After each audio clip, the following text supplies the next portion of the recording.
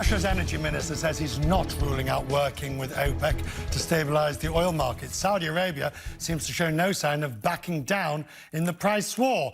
The kingdom is planning to boost its supply to a record level. Prices are up around 10% today, coming off the worst of the lows since the Gulf War.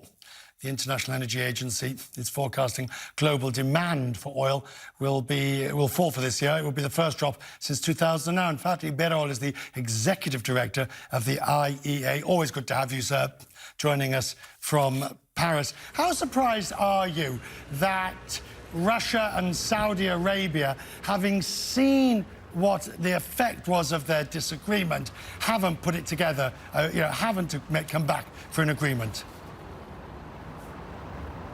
This is a big surprise to many observers. This sudden policy change may be rather grave for many countries around the world.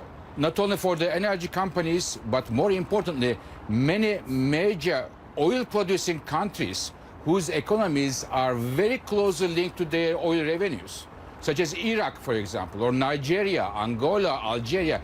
Many countries will be negatively and seriously affected from the current price trajectories. Right. So Russia was worried that if they cut, all that happened is that the shale oil takes over and that US shale oil.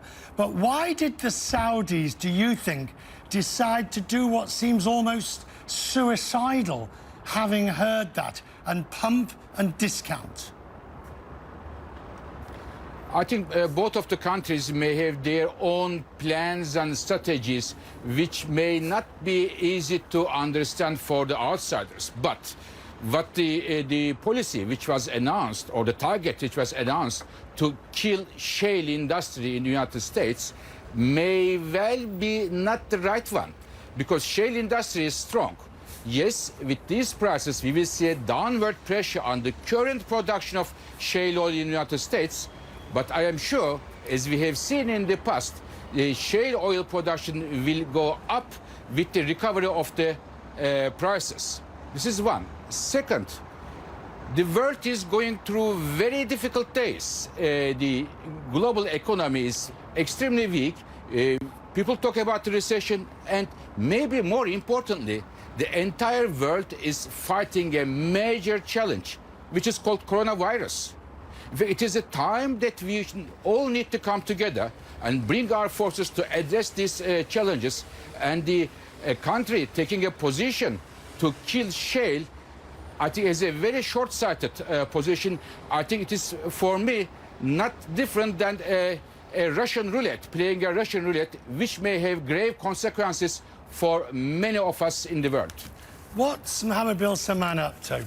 I mean, the last thing the world needed was an oil disagreement. Exactly. Even if they kiss and make up tomorrow, and, well, actually, it wouldn't be kissing, would it be fist bumping tomorrow, to actually put together a deal. This is playing with fire.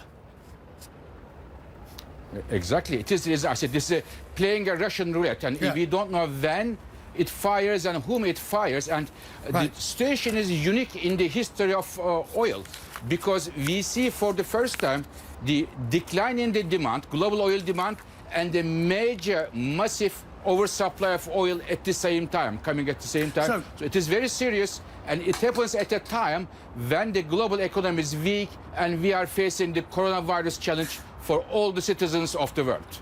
I would normally finish the interview by saying, what do you see as the medium-term price for oil? But I'm guessing that's almost impossible to forecast. I think it is impossible to forecast. The only thing I would hope that in the oil markets, the common sense will prevail and all the actors behave responsibly, as the world is facing major challenges today. Weak economy and the coronavirus, a problem for all of us. If they don't do it, the citizens of this world will not forget it. That's a very good point. Fatih, we're always so glad that you give us time, particularly late into the evening in Paris. Thank you, sir, for joining us. Now, we're at 12 minutes away.